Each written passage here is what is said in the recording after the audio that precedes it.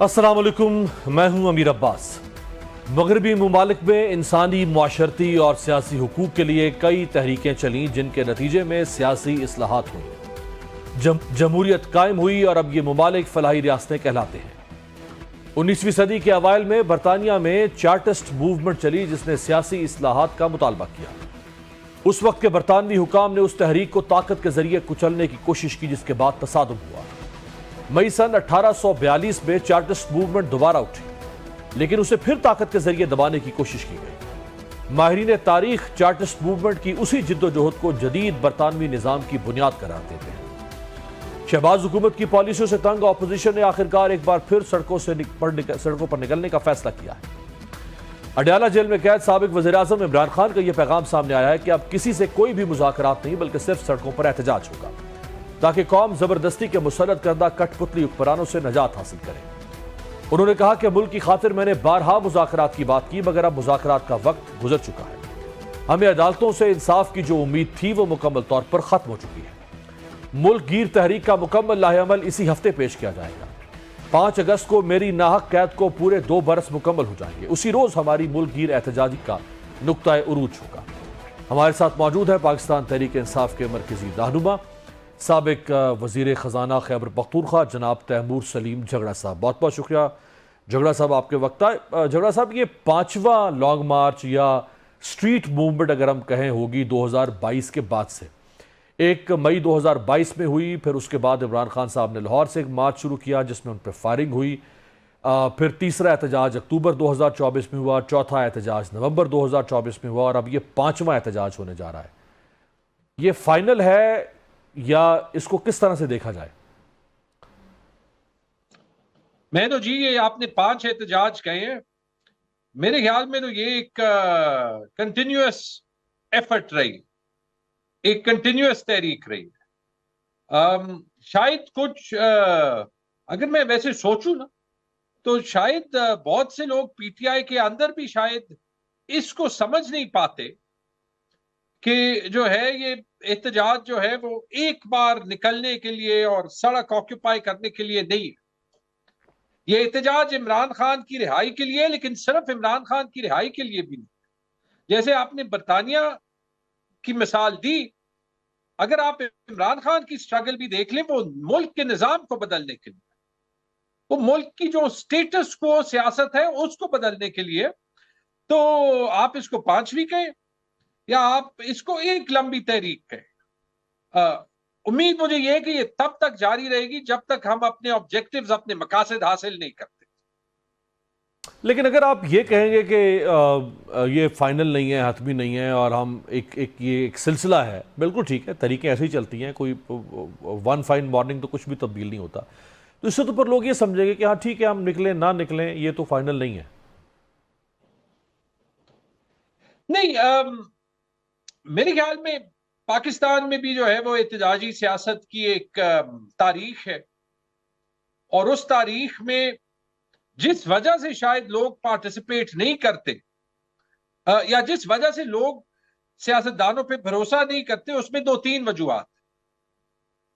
ایک تو یہ کہ سیاستدانوں کا کوئی کریڈیبل ریکارڈ نہیں ہوتا، وہ کریڈیبلٹی عمران خان کی ہے اور اس کا ثبوت یہی ہے کہ 3 سال سے جو ان کو حکومت سے نکالا گیا اور جو 2 سال وہ جیل میں ہے، اس کے باوجود کہ ان کی نہیں دکھائی دیتی، اس پورے ملک کی سیاست عمران خان کے گرد گھوم رہی ہے۔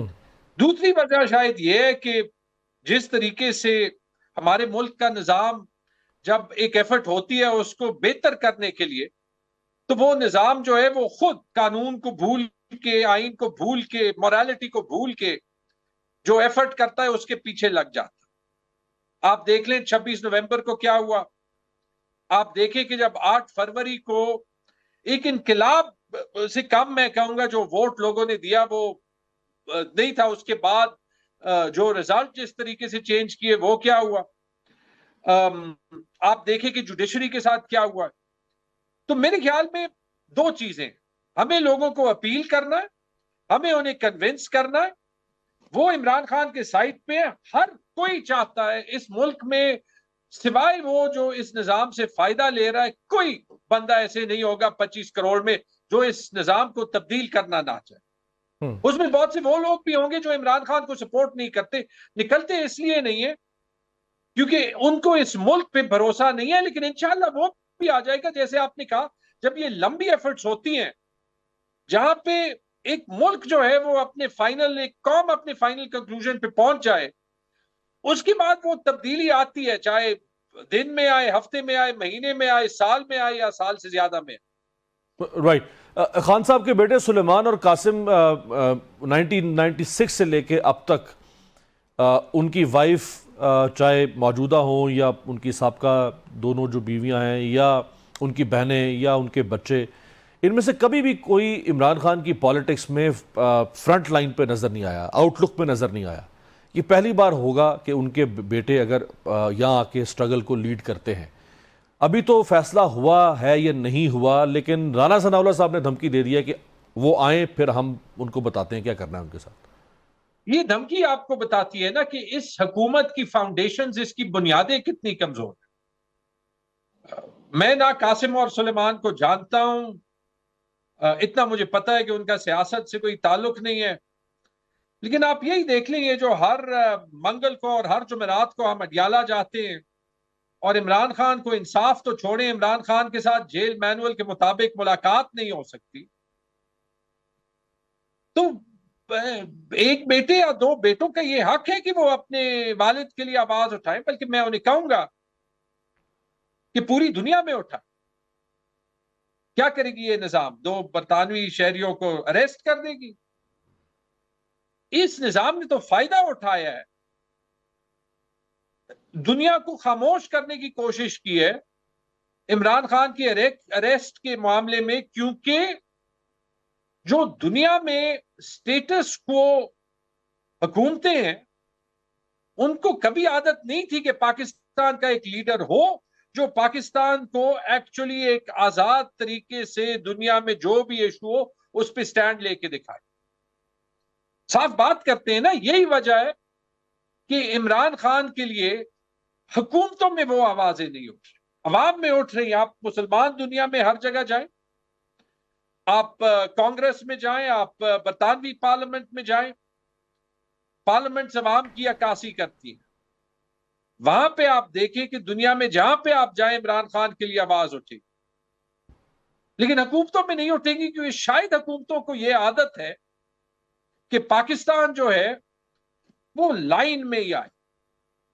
لیکن یہ سوال ہمیں کرنا چاہیے کہ ہمیں وہ پاکستان چاہیے جو دنیا کے ساتھ لائن میں آئے، یا ہمیں وہ پاکستان چاہیے جو واقعی دنیا کے ہر مسئلے میں ایک خود مختار سٹانس لے، جیسے عمران خان نے کشمیر پہ لیا تھا، جیسے عمران خان نے اسرائیل پہ لیا تھا، جیسے عمران خان نے بہت سے ایشوز پہ لیا، اسلاموفوبیا پہ لیا یونائٹڈ نیشنز پہ۔ رائٹ۔ تو اب یعنی 5 اگست جو خان صاحب کا کل میسج آیا، اس کے مطابق تو 5 اگست کو احتجاج شروع نہیں ہوگا، بلکہ 5 اگست جو ہے وہ تو کلائمیکس ہوگا، اور ود ان اے ویک جو اسٹریٹجی ہے وہ پارٹی سامنے رکھے گی۔ یہ اسی طرح سے am I right؟ جی، ڈیٹیلز کا ہم بھی انتظار کر رہے ہیں، جہاں پہ اپنی انپٹ دینی ہے یا دینی ہوگی وہاں پہ انپٹ دیں گے۔ 5 اگست کی ایک سگنیفیکنس ہے آبویسلی، 5 اگست کو عمران خان کے اریسٹ کے 2 سال ہو جائیں گے، اور تحریکیں جو ہے وہ سمبولک ڈیٹس کے اراؤنڈ ہی چلتی ہیں، اور سمبولک ڈیٹس کے اراؤنڈ پیک ہی ہوتی ہے۔ اس کا یہ مطلب نہیں کہ 5 اگست کو اس تحریک نے ختم ہونا ہے، 5 اگست کو اس تحریک کی ایک پیک ہو۔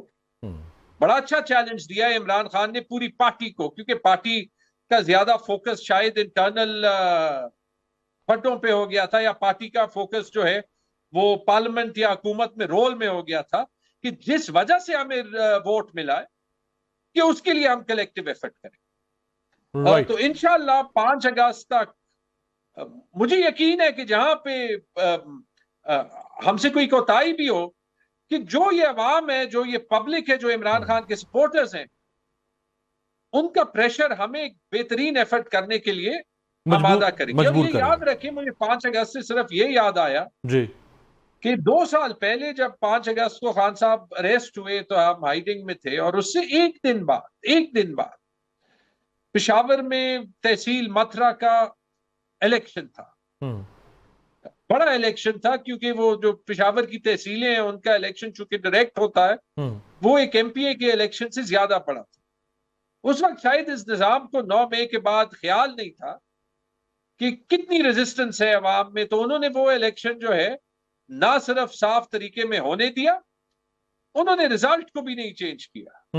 اور وہ پہلا رزلٹ تھا جس سے پتا چلا کہ جب عمران خان نے اور پی ٹی آئی نے اس کو سویپ کیا کہ ملک عمران خان کے ساتھ تو کھڑا ہے، پبلک سپورٹ جو ہے 6 اگست 2023 کو بھی کھڑا اس تھا، کا پتہ چل گیا، 5 اگست 2025 کو بھی کھڑا انشاءاللہ. بالکل ٹھیک. آخر میں فرمائیں کہ آپ نے اینٹی کرپشن اسٹیبلشمنٹ جو خیبر پختونخوا ہے ان کو اور ان کے ایڈوائزر کو خط لکھا ہے کہ الیکشن جو ایلیجلی جو آپ لوگ کہتے ہیں چوری ہوا 8 فروری کو، اس میں جو آر اوز اور ڈی آر اوز ان کے خلاف کارروائی کیوں نہیں کی جا رہی ہے؟ الیکشن کا کہ جو باقی اسکینڈل ہے وہ تو الیکشن کمیشن دیکھے گا، لیکن ان کے خلاف کارروائی اینٹی کرپشن کیوں نہیں کر رہا؟ یہ خط کیسے آپ لکھ سکتے ہیں پر ان کو؟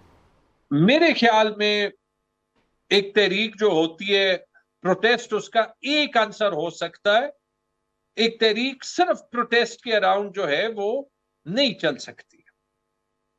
ہمارے پاس اگر ہمارا سٹرگل اگر آئین اور قانون کی بالادستی ہے تو پھر جو ہماری ایک ایفرٹ رہی ہے کہ ہم ایک الائنس بنائیں تحریک تحفظ آئین پاکستان، اس کو سکیل اپ کرنا بھی ضروری ہے، اور پارٹی کے اندر پارٹی کے باہر کسی کو اس میں رکاوٹیں نہیں ڈالنی چاہیے.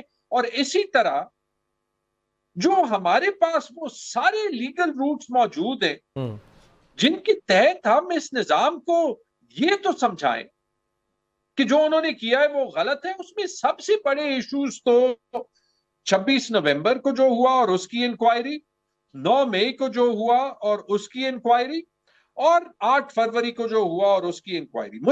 میں نے ہر جگہ کوشش کی ہے، میں نے پارٹی کے اندر آواز اٹھائی ہے، میں نے خیبر پختونخوا کی حکومت میں آواز اٹھائی ہے، میں نے الیکشن کمیشن میں پٹیشن ڈالی ہے. مجھے نہیں پتا کہ کیوں انٹرسٹ نہیں نظر آتا کہ چاہے ہمیں اپنی سیٹس واپس ہوں یا نہ ہو، کہ ہم یہ سٹرگل جب پوری دنیا کو پتا ہے کہ 8 فروری کو جو ہوا تھا وہ پاکستان کی تاریخ کا شاید سب سے شرمناک دن تھا، ہمارے پاس ثبوت موجود ہے کہ اس پہ ایکشن.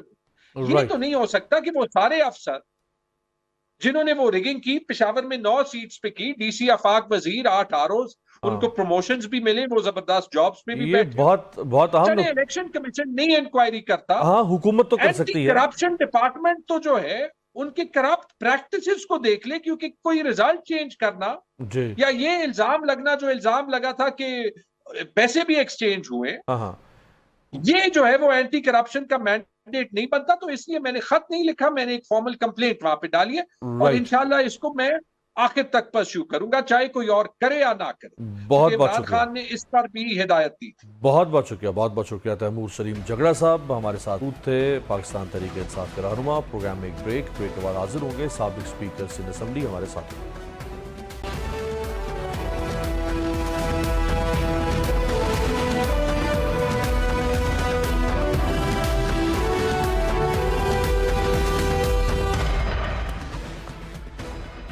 بریک کے بعد خوش آمدید. گزشتہ روز یہ خبر سامنے آئی کہ national cyber crime investigation agency یعنی NCCIA کی درخواست پر اسلام آباد کی ایک مقامی عدالت نے 27 یوٹیوب چینلز کو بلاک کرنے کا حکم دیا. اس حوالے سے ملک بھر کے صحافیوں اور سوشل میڈیا صارفین میں سخت تشویش پائی جاتی ہے، جن کا کہنا ہے کہ جو پلیٹ فارمز اظہار رائے کے لیے اور آمدنی کے ذریعے کے طور پر استعمال ہوتے ہیں انہیں محض تنقید کی وجہ سے بند کرنا سراسر ظلم ہے. یوٹیوب چینلز کی بندش سے متاثرہ صحافیوں کا یہ موقف ہے کہ عدالت نے ان کا موقف سنے بغیر ہی یک طرفہ طور پر سزا سنائی. نہ کوئی نوٹس بھیجا گیا، نہ کوئی اطلاع دی گئی. کم از کم ہمیں وضاحت کا موقع تو دیا جاتا. 26ویں ترمیم کے بعد حکومت اور عدلیہ پر تنقید کا سلسلہ بڑھا. شہباز حکومت کے زیادہ تر اقدامات خود ہی تنقید کا جواز پیدا کرتے رہے. 26ویں ترمیم کا تنازع ختم نہیں ہوا تھا کہ 27ویں ترمیم سے متعلق بہت سی متنازع خبریں سامنے آنے لگیں. دوسری طرف آڈیٹر جنرل آف پاکستان کی رپورٹ میں تصدیق کی گئی ہے کہ وفاقی حکومت کا 300 ارب روپے کی گندم امپورٹ کرنے کا فیصلہ بدنیتی پر مبنی تھا. جس سے پرائیویٹ شعبے کو فائدہ جبکہ گندم کے کاشتکاروں اور قومی خزانے کو نقصان پہنچا۔ یہی کچھ چینی کے معاملے میں بھی ہوا اور حکومتی داموں کے برعکس چینی مارکیٹ میں 200 روپے فی کلو تک پہنچ گئی، پہلے امپورٹ کی گئی پھر ایکسپورٹ۔ تو کیا ان سارے معاملات پر صحافی اور میڈیا چپ ساتھ لیں؟ یوٹیوبرز تنقید نہ کریں، اپنے لبوں پر تالا ڈال لیں؟ دوسری جانب آج زرداری صاحب کو عہدے سے ہٹائے جانے کی خبروں کا قضیہ اس وقت ختم ہوا جب مرکزی ترجمان پیپلز پارٹی شازیہ مری صاحب کے زرداری صاحب کے استعفے کی افواہیں من گھڑت اور جھوٹ پر مبنی ہیں۔ ہمارے ساتھ موجود ہیں پاکستان پیپلز پارٹی کی سابق اسپیکر سندھ اسمبلی، رکن قومی اسمبلی، موجودہ سینئر رہنما جناب شیلا رضا صاحبہ۔ بہت بہت شکریہ شیلا صاحبہ آپ کے وقت کا۔ کچھ سمجھ لگا یہ کیوں بند کیا انہوں نے 27؟ اچھا، میں کل بھی کسی چینل پہ تھی اور ظاہر ہے اس وقت پہلی خبر تھی تو بڑی سرپرائزنگ تھی، لیکن آج جب مزید خبریں آئیں تو اس میں یہ پتہ چلا کہ عدالت نے سنے بغیر اور کوئی نوٹس دیے بغیر، تو اب مجھے نہیں معلوم کہ کون سا کرائیٹیریا ہے کنٹینٹ کے لیے جس کی وجہ سے یوٹیوبرز جو ہیں وہ اپنی ایکٹیویٹی جاری کر سکتے ہیں، اور کیا کوئی ایس او پیز وغیرہ دی گئیں؟ کیا یہ سارے یوٹیوبر پاکستان کے خلاف کام کر رہے تھے؟ مطلب کچھ حقائق سامنے آنے چاہیے، اور اگر کوئی ایسا کنٹینٹ ہے تو وہ بھی ہمیں دکھانا چاہیے کہ کیا معاملہ ہے۔ اس طرح سے تو تشویش بڑھتی ہے جب کوئی بھی چیز آپ نے کرنی ہے۔ پاکستان اس وقت تو بہت طرح کی پراکسیز میں جو ہے وہ گھرا ہوا ہے، اور روزانہ ہمیں جہاں شہادتوں کی خبر مل رہی ہے وہاں پہ فتنۃ الخوارج اور ہندوستان کے جو فتنۃ الہندوستان ہے ان کے مارے جانے کی بھی اطلاع ملتی ہے۔ تو ایسے میں ہم بہت کانشیس ہو کے ہر چیز کو دیکھ رہے ہیں، اور جہاں پوری طرف دنیا میں پذیرائی ہو رہی ہے وہاں پہ ہمارے دشمن بھی مختلف طریقے سے کام کر رہے ہیں۔ تو اگر یہ چیزیں ہمیں پتہ چل جائیں تو ایک ہم ڈیفینڈ ہی کریں گے نا۔ کون کسی برائی کو تو کوئی جسٹیفائی کوئی بھی نہیں کرے گا، ہم سب ڈیفینڈ ہی کریں گے، لیکن اگر بغیر کسی اس کے ہوگا تو بہرحال سوالات پیدا ہوتے ہیں اور ہو رہے ہیں، اور آپ بھی اور میں بھی بہت محتاط انداز میں یہ بات کر رہے ہیں کہ وجہ کیا ہے۔ پر اگر کسی یوٹیوبر نے اگر کوئی غلط خبر دی ہے یا کوئی جیسے ابھی زرداری صاحب سے متعلق ایک خبر آئی، میں کہتی ہوں غلط خبر تو کوئی مسئلہ نہیں ہے، جی غلط خبر کوئی ایسی بات نہیں ہے۔ اصل غلط وہ ہوتی ہے جہاں سے ہماری قومی یکجہتی کو اور ملک کی سالمیت کو جو ہے نا وہاں پہ اس سے جس کو نقصان پہنچے، ورنہ سیاستدانوں کے بارے میں تو چلتی رہتی ہیں باقاعدہ پلان۔ ایک خاتون آئی تھی کوئی امریکہ سے، ان کو باقاعدہ پروٹوکول دیا جاتا تھا، وہ بھی بننا کلیم زرداری صاحب کے کرتی تھیں، خلاف اور 2015 میں ہاں یہ سب ہوتا رہتا ہے اس پہ اس وقت۔ تو یہ ایسی تو کوئی میں نہیں سمجھتی ان باتوں کا برا ماننا چاہیے، کیونکہ اگر آپ کچھ ہیں تو آپ کے مخالف ہیں۔ تو دیکھیں اخبارات میں بھی غلط خبر چھپ جاتی ہے، ہاں اس کی تو میں ٹی وی چینلز پہ بھی آ جاتی ہے، تو اس کا مطلب ٹی وی چینل بند کر دیں، اخبار بند کر دیں۔ نہیں، ایسے بھی ہوتا رہا ہے، کبھی جیو پہ وقت آیا، کبھی کسی پہ آیا۔ اصل بات یہ ہے کہ ہمیں یہ دیکھنا ہے کہ کانٹینٹ کیا وہ ڈیلیور کر رہے تھے اور کیا ایسی بات تھی، اور جب اس طرح کی کوئی بات ہو تو قوم نے اپنے دشمنوں کا مقابلہ ہمیشہ یکجہتی سے کیا ہے، تو ہمیں بھی پتہ چلنا چاہیے۔ اور انہی یوٹیوبرز نے انڈیا پاکستان نہیں، جنگ میں، ہم انہیں نہیں کہہ سکتے، ہم یہ کہہ رہے ہیں کہ قوم نے، تو اگر کچھ ایسے کالی بھیڑے ہیں تو ضرور ہمیں ان کا، کیونکہ ہم سارے یوٹیوبر کو تو نہیں دیکھتے نا، چند کو ایک کو دیکھ لیتے ہیں جن کو ہم سمجھتے ہیں کہ ہمیں انہیں سننا چاہیے۔ تو آخر وہ کیا کر رہے تھے یہ باتیں ہمیں سمجھنی چاہیے اور دیکھنی چاہیے، عوام کو اعتماد میں لینا چاہیے۔ یہ جو قومی کیاس ہو رہا ہے نا، جی قومی یکجہتی کی آپ نے بات کی، اور جو قومی سلامتی ہے، یہ بھی ایک ایسی ٹرم نہیں ہے کہ جس میں اب محترمہ تو آپ کی تو لیڈر کو خود سیکیورٹی رسک کہا گیا نا، کوئی مان سکتا ہے کہ بے نظیر بھٹو غدار ہوں گی کوئی ملک کے ساتھ؟ کہنا ایک الگ بات ہے کہ کہا گیا، پھر ان کی حکومت گرانے کے لیے میدان میں اترے لوگ اور انہوں نے لوگوں کو پیسے دیے، یہ بالکل ایک الگ میٹر ہے۔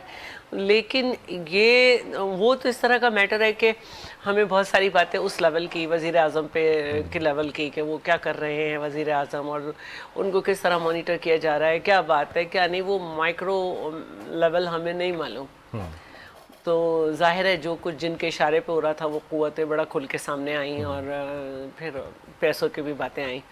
لیکن تنقید کرنے پہ آپ قومی سلامتی بار بار اس کو میں یہ چاہتی ہوں کہ یہ چیزیں جو ہے نا کہ یہ ہمیں پتہ چلنی چاہیے کہ آخر انہوں نے کیا جملے کہے، متواتر کہے، ٹھیک. تو یہ دیکھنا چاہیے، کیونکہ ایک طرف تو ہم اچھل رہے تھے جو ہمارا مخالف بھی جسے ہم سمجھتے تھے، اور جب بھارت ان کے یوٹیوب پر اور اس پر ہاتھ ڈالتا تھا تو ہمیں جو ہے ہم کہتے تھے کہ وہاں پہ آواز بند کی جاتی ہے. تو ہم جو ہے نا اس کا بھی مطلب کچھ لوگ ہیں پی ٹی وی کے، لیکن وہ جب اپنا ویلاگ کرتے ہیں تو پارشل ہو کے کرتے ہیں، لیکن جب بھارت نے ان کے چینل کو پکڑا یا بند کیا، تو پکڑا تو نہیں کہیں گے، بند کیا، تو ہم تو بھول گئے ہماری کیا مخالفت ہو رہی ہے. ہمارے لیے تو ایک پاکستانی تھا، ٹھیک ہے ہمیں برا کہہ گئے، یہ تو اس کا ظرف ہے نا کہ بحیثیت صحافی وہ کیسے چل رہا ہے. آپ خود سپیکر رہیں، جو سپیکر پنجاب اسمبلی نے 26 اراکین کو ہلڑ بازی پہ یا نعرے بازی پہ، کاغذ پھاڑنے پہ، شور مچانے پہ، گالم گلوچ پہ اگر ان کو ڈسکوالیفائی کرنے کا فیصلہ کیا ہے، یہ ٹھیک ہے؟ دیکھیے میں بہت سارے چینلز پہ اس کو جواب دے چکی ہوں، اور میں ایک دفعہ نہیں دو ڈیپٹی اسپیکر رہی، پھر اس کے وہ اتنے ڈومینیٹنگ ہیں کہ اس کے بعد میں 5 ایئرز منسٹر رہی، وہ کسی کو یاد نہیں رہتا. یا یہ کہ میں کہیں بھی جاؤں تو کہتے ہیں ڈپٹی اسپیکر صاحبہ آ رہی ہیں، کسی کو اب تک یاد نہیں ہے کہ میں ممبر نیشنل اسمبلی ہو گئی ہوں. اور کچھ لوگوں نے جب مجھے نیشنل اسمبلی کا ہاؤس چیئر کرتے ہوئے دیکھا تو وہ سمجھ رہے تھے کہ میں سندھ میں ہی کر رہی ہوں. تو بڑے ضبط کی منزلیں ہوتی ہیں. ہمارے سامنے ایم کیو ایم کے 51 بہت شور ہوتا تھا، مطلب جو دوسرا 5 سال مجھے دیے گئے وہ اسی لیے دیے گئے کہ جو ہمارے دیہی سندھ کے لوگ تھے وہ اس طرح سے اردو بول کر ان کو قائل نہیں کر پا رہے ہوتے تھے، ان کی اس طرح سے گرپ نہیں تھی زبان پہ. تو جب میں آئی اور میں نے باقاعدہ ایک کہتے ہیں کہ ایک مقابلے کی فضا ہوئی اور میں نے ان کو کنٹرول کیا، چلنے نہیں دیتے تھے ہاؤس، تو پھر مجھے 5 ایئرس کے لیے مزید کیا گیا. دیکھیں ایسا تک ہوا ہے کہ میرے سامنے کھڑے ہو کے ممبر پروونشل اسمبلی نے کہا کہ ہم تمہارا کچا چٹھا کھول دیں گے. تو میں نے کہا یہ ہاؤس چلنے دیں، باہر جا کے کھول دیں، میڈیا کھڑا ہوا ہے. میں مطلب پرسنل نہیں ہوئی، میں نے کہا باہر میڈیا ہے وہاں جا کے کھولیں، ہم یہ ہاؤس چلنے نہیں دیں گے. ہم نے کہا ہم یہ ہاؤس چلا کے دکھائیں گے. تو میں یہ سمجھتی ہوں کہ اس طرح کے ڈیروگیٹری ریمارکس آتے ہیں تو سینکشن موشن ریموو کروائیں اپنی اسمبلی سے، اور ان کو 15 دن کے لیے 3 ہفتے کے لیے آپ جو ہے ٹوکن پنشمنٹ جیسے ایک کر دیں، اور ضرور کریں، اور ہے نا وہ ان کو چلائیں بار بار کہ دیکھیں کس طرح سے ہو رہا ہے دنیا میں ایک امپریشن. خیر دنیا میں تو کرسیاں بھی اچھلتی ہیں اور سب کچھ ہوتا ہے، لیکن میں یہ سمجھتی ہوں کہ دونوں طرف سے جو ہے وہ برداشت ہونی چاہیے، کیونکہ نیشنل اسمبلی میں بھی 2 دفعہ یہ ہو چکا ہے کہ ممبر کو جو ہے سسپینڈ کیا گیا، اور دوسری دفعہ تو بڑی کھلی بات کی گئی تھی، بہت کھلی بات کی گئی تھی، جیسے گلی یا محلے کے آپ چیلنج کر رہے ہیں. سیاستدانوں کو تو ان سوراخوں کو، چھیدوں کو بند کرنا چاہیے تھا جہاں سے آپ کو ڈسکوالیفائی کیا جاتا. آپ خود کھول رہے ہیں. میں یہ سمجھتی ہوں کہ وہ ٹیمپرامنٹ شارٹ ہو گیا ان کو. میں تو ایک پروگرام میں ان کو ریکویسٹ کی ہے کہ آپ پلیز یہ نہ کریں، اور یہ الیکٹڈ لوگ ہیں، ہو جاتی ہے غلطی، پولیٹیکل ٹریننگ کی کمی ہے، بہت کچھ ہے. اور ابھی آپ دیکھیں سندھ کا بجٹ جب پیش ہوا ہے تو کس قدر سندھ اسمبلی میں ہنگامہ رہا ہے کہ ہمارے سی ایم صاحب نے ہم لوگ سے کہا کہ بہت ہنگامہ تھا. وہ ایک بہت برداشت والے اور بہت کوالیفائڈ بڑے اچھے آدمی ہیں مراد علی شاہ، لیکن انہوں نے ہم سے کہا کہ بہت ہوا اس دفعہ کچھ زیادہ ہی ہو گیا. تو آخر میں یہ فرمائیں کہ کل عمران خان صاحب کی بہنوں کی ان سے ملاقات ہوئی، اور کل انہوں نے کہا کہ جی 5 اگست جس دن وہ گرفتار ہوئے تھے، تو 5 اگست کو ہماری تحریک جو ہے اس کا نقطہ عروج ہوگا، اور ان کے بیٹوں کے پاکستان آنے کی بھی کل ہی ان کی بہنوں نے خبر دی ہے. اچھا دیکھیں، کسی بھی پولیٹیکل پارٹی کا یہ حق ہے کہ وہ قانون اور آئین کے دائرے میں رہتے ہوئے کوئی احتجاج کرے، کوئی تحریک چلائے، اور اچھی بات ہے. اور میں یہ سمجھتی ہوں کہ اگر آپ یاد کریں تو جب ذوالفقار علی بھٹو شہید کو گرفتار کیا گیا تھا تو اس سے پہلے کیونکہ اس سے پہلے کسی پولیٹیکل پارٹی کا ویمن ونگ نہیں تھا. یہ پاکستان پیپلز پارٹی واحد پارٹی ہے جس نے باقاعدہ ویمن ونگ بنایا پارٹی میں. بالکل. اس کے بعد تمام میں ہوا. تو پھر بیگم نصرت بھٹو پہلی خاتون تھی جنہوں نے مارشل لاء کو چیلنج کیا. اور پھر بیگم نصرت بھٹو نے جب پارٹی سنبھالی تو 4.5 سال سہالہ اور اس کا اڈیالہ اور یہ سارا. تو ایسے ہی نہیں ہوتا کہ لوگ گھر کے آ جاتے ہیں. میرا کوئی بھی میں کام کروں گی مجھے معلوم ہوتا ہے کہ مجھے سب سے زیادہ ٹرسٹ اپنی فیملی پہ ہوتا ہے. پولیٹیکلی مجھے ہسبینڈ پہ بہت ٹرسٹ ہے.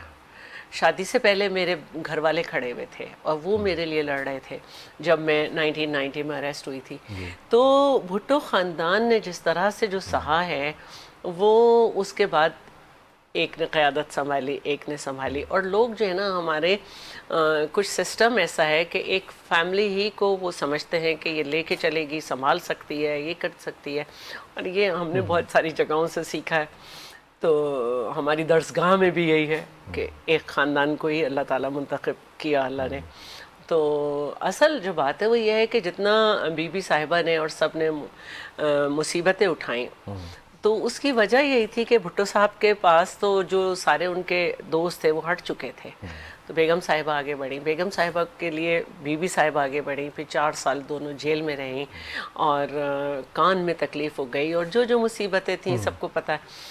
تو اس کے بعد زرداری صاحب جو کہ پولیٹیکل نہیں تھے اے پولیٹیکل تھے ان کو گھسیٹا گیا سیاست میں. ان کے اوپر مقدمات ڈالے گئے جو اتنے بھی ٹیکنیکل نہیں تھی کہ بام پاؤں میں باندھ کے پھرایا نہیں جا سکتا اس کی ایک ڈیوریشن ہوتی ہے. یا BMW کیس یا اس طرح کا کیس. ہاں بالکل اس طرح کی چیزیں کی گئیں تو ایک آٹومیٹیکلی گھسیٹا گیا. میں بیچاری معصوم اسٹوڈنٹ پالیٹکس کر رہی تھی مجھے اٹھایا گیا تو میرے گھر والے ہی کھڑے ہوں گے نا. تو بڑی اچھی بات ہے کہ اب انہیں سمجھ آ گیا کہ خاندان کس طرح سیاست میں انوالو ہوتا ہے. بہت بہت شکریہ شیلا رضا صاحبہ. انہوں نے پاکستان کی سیاست کی بتائی ہے کہ کس طرح خاص طور پہ پیپلز پارٹی کی لیڈرشپ بھٹو صاحب کے بعد پھر محترمہ بینظیر بھٹو ضیاء الحق کے خلاف کیسے آئیں. اس سے پہلے نصرت بھٹو آ چکی تھیں اور پھر محترمہ کی شہادت کے بعد بلاول سیاست میں آئے. تو عمران خان کی فیملی پریکٹیکلی اس طرح سے سیاست میں نہیں تھی. اب ان کے بیٹے اگر واپس آتے ہیں تو یہ ان کی سیاست میں پہلی کسی سٹرگل یا سٹریٹ موومنٹ کہہ لیں اس کے اندر کو پہلا ان کا حصہ ہوگا. کیا وہ عملی سیاست میں بھی حصہ لیں گے یا نہیں لیں گے یہ تو اب 5 اگست کے بعد ہی معلوم ہوگا. پروگرام ایک بریک شامل.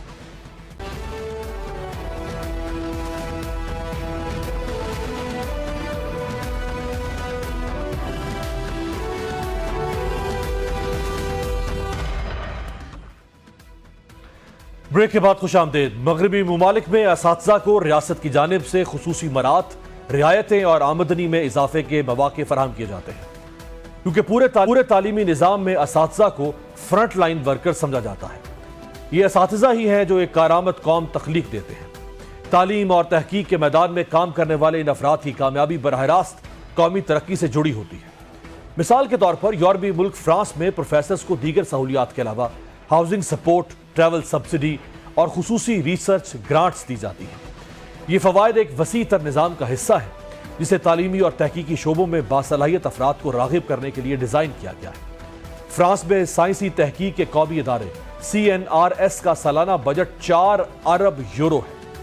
لیکن جیسا کہ ہم جانتے ہیں کہ پاکستان جیسے ممالک میں الٹی ہی گنگا بہتی ہے کیونکہ ان ملکوں کے حکمرانوں اور اشرافیہ کے علل تللوں پر تو اربوں روپے خرچ کیے جاتے ہیں لیکن تعلیمی نظام پر خرچ کرنے کے لیے بجٹ باقی نہیں رہتا. گزشتہ کئی سالوں سے پاکستان بھر میں اساتذہ، ٹیچرز، پروفیسرز، لیکچررز اور ریسرچرز اپنی مفلوق الحالی کا شکوہ کر رہے ہیں. پاکستان کے سب سے بڑے صوبہ پنجاب میں سرکاری، تعلیمی اور دیگر اداروں میں کام کرنے والے ملازمین کی جو نمائندہ تنظیم ہے آل government employees grand alliance Punjab کے مطابق پنجاب کے سرکاری ملازمین معاشی بدحالی کا شکار ہیں جس پر وہ سراپا احتجاج ہے.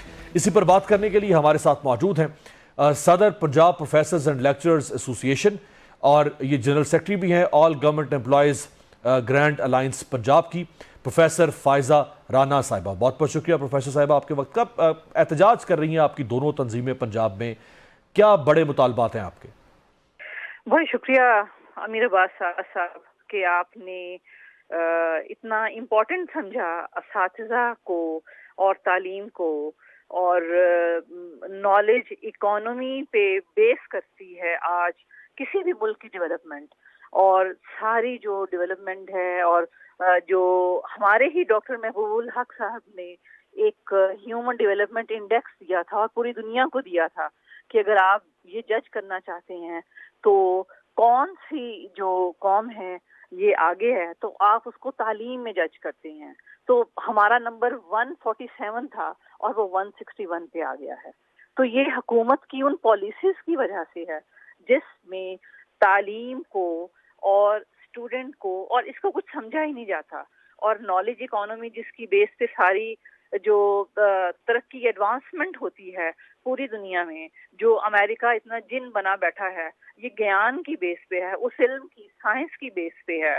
اور چائنا اور رشیا اور انڈیا ان کے پیچھے پیچھے. اور ہم کیا کریں, ہم اپنے ریسرچرز کو, اپنے جو پروفیسرز ہیں اور جو اسکول ٹیچرز ہیں, ہم ان کی وہ ٹیکس چھوٹ ہی ختم کر رہے ہیں جو انہیں کوئی اور مراحت نہیں ملتی ہیں. نہ کوئی گاڑی ملتی ہے, نہ کوئی بنگلہ ملتا ہے, نہ کوئی پیٹرول کے پیسے ملتے ہیں, نہ کوئی اور جو مراحت ہیں وہ ملتی ہیں. ایک ٹیکس میں 25% چھوٹ ملا کرتی تھی, 2001 میں ان کو ملی تھی یہ 25%, بلکہ اس سے کچھ عرصہ پہلے یہ بہت زیادہ بھی رہی ہے. چلیں 25% بھی غنیمت تھی. یہ انہوں نے اچانک اچھا یہ سارا کچھ پنجاب میں ہوتا ہے. یہ بھی میں آپ کو بتا دوں کہ سب سے زیادہ ریونیو پنجاب ہی جنریٹ کرتا ہے اور سب سے زیادہ پنجاب پہ یہ ظلم ہو رہا ہے. انہوں نے مئی میں عید سے پہلے 20,000 سے لے کے 1,05,000 کی کٹوتی مئی میں کی ہے اور عید سے پہلے اساتذہ کی قربانی دی گئی ہے. اور اس کے بعد پھر جون میں یہی ہوا ہے. اتنی جو کٹوتی ہے یہ دوبارہ سے ہو گئی ہے اور کوئی چینج الرٹ نہیں ہے, کوئی کہیں پہ اطلاع نہیں دی ہوئی, کسی کو کچھ پتا نہیں یہ کیا ہو گیا. تو ایک مسئلہ تو آپ کا یہ ہوا یا ایک شکایت آپ کی ہے کہ 25% جو کٹوتی جو ریلیف تھا آپ کو ٹیکس کے اوپر وہ یہ ختم کر رہے ہیں. دوسرا آپ کا کوئی پینشن کا ایشو بھی ہے, وہ کیا ہے؟ جی پہلے تھوڑی سی میں یہ بھی تھوڑی سی مجھے ٹیکس ڈیبیٹ پہ اور بات کرنے دیں کہ یہ انہوں نے ہمیں جو پچھلی ہے ابھی یہ اب انہوں نے ریفنڈ کا کہہ رہے ہیں, لیکن 25 سے یہ ٹیکس ڈیبیٹ پھر سے ختم کر رہے ہیں, بالکل ختم کر رہے ہیں. تو یہ میں آپ کے پلیٹ فارم سے یہ آواز اٹھانا چاہتی ہوں university teachers, college teachers, school teachers اور ریسرچرز کی جانب سے کہ یہ ہماری ٹیکس ڈیبیٹ کو فائنانس بل میں لے کے آئیں اور جو فائنانس ایکٹ میں لے کے آئیں. ایک بات آپ نے جو پینشن کا پوچھا ہے سر, یہ بھی پنجاب کے ساتھ جو ہے یہ انہوں نے بہت بڑا کانڈ کیا ہے. یہ انہوں نے کیا کیا ہے کہ ہماری جو پینشن ہمیں ملا کرتی تھی, الاؤنسز جو ہمارے سارے تنخواہ میں ہمیں ملا کرتے تھے وہ پینشن میں ضم ہو جایا کرتے تھے. تو انہوں نے اب جو پینشن اب ہمیں ملا کرتی ہے, بلکہ یہ جو اب جتنے بھی ہمارے لوگ پچھلے جولائی 24 سے ریٹائر ہو رہے ہیں ان سب کو 40% پینشن مل رہی ہے. اور یہ نوٹیفیکیشن جو آیا تھا, یہ 2 دسمبر کا جو نوٹیفیکیشن تھا پینشن ریفارمز کا, ہم ان سے بار بار مطالبہ کرتے ہیں کہ یہ ناجائز ہے اور یہ ہمارے کانٹریکٹ میں لکھا ہوا تھا پینشن. بہت شکریہ. جی بہت شکریہ پروفیسر فائزہ صاحبہ ہمارے ساتھ تھیں پروگرام میں. آج تک کے لیے اتنا ہی, آپ سے ملاقات ہوگی کل.